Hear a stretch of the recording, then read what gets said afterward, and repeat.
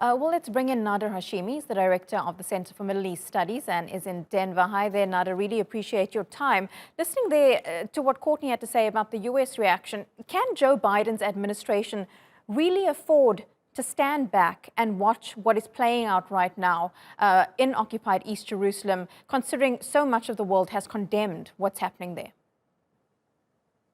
Yes, it can afford to stand back and to effectively do nothing while Israel continues to dispossess and evict Palestinians from their homes.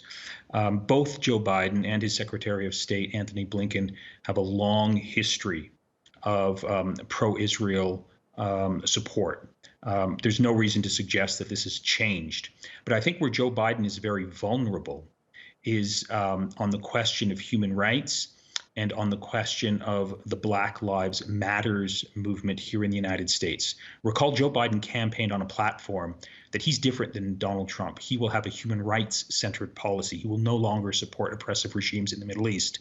And also, internally within the United States, Joe Biden has taken a very strong position in support of the grievances of the African-American community, which is rooted in discrimination.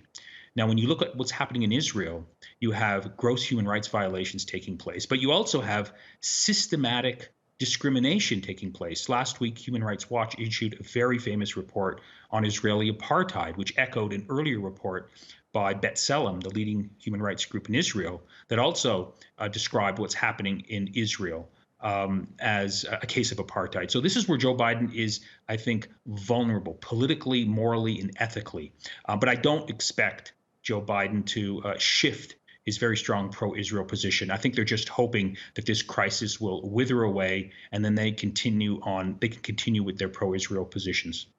And that's possibly not going to happen, especially in the coming hours when that conflict is expected to escalate. Some of the other people that we've heard from condemn what's been happening come from the Islamic world. A lot of condemnation, but really no actual action. Why is this? Well, because most of the governments in the Arab and Islamic world are ruled by corrupt authoritarian regimes who don't respect the human rights or citizen rights of their own populations. And so they're not going to stand up for the human rights of Palestinians. More importantly, many of these regimes, really have a deep disdain for the Palestinians because their suffering mobilizes citizens in their own countries. And these authoritarian regimes want their citizens to be politically apathetic.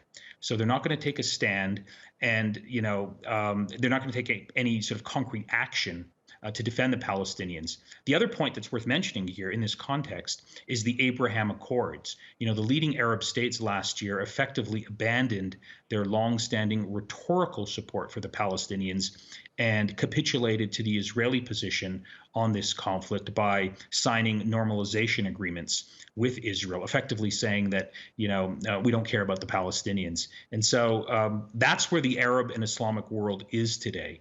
No one should be, waiting for them to take a firm stand. In fact, that's one of the big tragedies of the Palestinian conflict, is that the leadership of the Arab and Islamic world have been totally ineffective. And that's why Israel is able to continue doing what it's doing to the Palestinians. Nader Hashimi, really appreciate that live to us there from Denver.